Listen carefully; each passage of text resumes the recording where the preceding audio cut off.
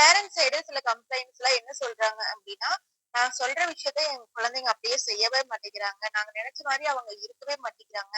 அந்த மாரி அவங்க திங்க் பண்றாங்க. அவங்க லைஃப்ல பண்ணாத விஷயங்கள், சக்சஸ் ஆகாத விஷயம்லாம் குழந்தைங்கள்ட்ட திணிக்கும்பொழுது, அவங்களோட லைஃப்பும் வந்து ஸ்பாயில் ஆகுது. அது இல்லாம குழந்தைங்களுக்கு சின்ன வயசுல இருந்தே கொஞ்சம் கூட கஷ்டமே படாம, நான் ஃபர்ஸ்ட் பட்ட கஷ்டம் வந்து என் குழந்தைங்க படக்கூடாது அப்படின்னு சொல்லிட்டு, அவங்க கேட்கறதுக்கு முன்னாடியே எல்லாம் வாங்கி வாங்கி குடுத்து அவங்க ரொம்ப ஹாப்பி பண்றோம் அப்படின்னு நெனச்சுக்கிறாங்க. சர்டன் டைம்ல வந்து அவங்க அது வந்து they feel very bored also. At the same time நம்ம எந்த டாஸ்க் குடுத்தாலும் அவங்க செய்யறது கிடையாது. எனக்கு தான் எல்லாமே கிடைக்குதே, நான் கேட்கறதுக்கு முன்னாடியே கிடைக்குது. நான் ஏன் இத பண்ணணும் அப்படின்னு அவங்க லேசியாவும் ஆயிடுறாங்க. அவங்க திங்க் பண்றதுக்கும், அவங்க வொர்க் பண்றதுக்கும் நம்மளுக்கு நம்ம எந்த ஸ்பேஸும் கிரியேட் பண்ணி குடுக்கவும் மாட்டேங்கிறோம். இந்த மாரி ஹேபிட்ஸ்னால.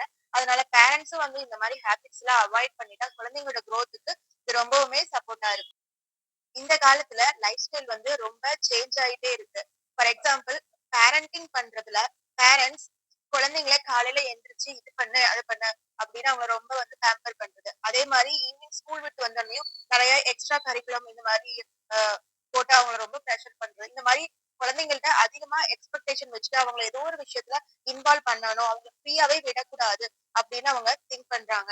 அட் த சேம் டைம் குழந்தைங்களோட மென்டாலிட்டில இருந்து நம்ம பார்க்கும் பொழுது அவங்க மார்னிங்ல இருந்து ஸ்கூல்ல கோ த்ரூ பண்றாங்க. சில விஷயங்கள் படிக்கிறதுல இருந்து எல்லா அவங்க லைஃப்க்கு தேவையான குரோத்துக்கு தேவையான எல்லா விஷயமும் வந்து ஒன் டே ஃபுல்லாவே அவங்க ஸ்கூல்ல கோ த்ரூ பண்றாங்க. At the same time same thing வீட்லயே வந்து அவங்களுக்கு கொஞ்சம் கூட ஃப்ரீ டைம் இல்லாம இருக்கிறதுனாலதான் இந்த கிட்ஸ் வந்து ரொம்ப அடமென்ட்டாவும் அவங்களுக்கு வந்து மனரீதியா எந்த ஒரு ஃப்ரீடமும் இல்லாம அவங்க லைஃப்க்கு தேவையான ஒரு வளர்ச்சியும் குரோத்தும் இல்லாம அவங்க ரொம்பவுமே வந்து ஒரு சொன்ன பேச்சு கேட்காத குழந்தைங்களாவும் அடமென்ட் குழந்தைங்களாவும் காலப்போக்குல அவங்க கொஞ்சம் கொஞ்சமா பெருசாகும் பொழுது யாருக்கிட்டையும் ஓப்பன் அப் பண்ணாத குழந்தைங்களாவும் அவங்க வளர ஆரம்பிக்கிறாங்க.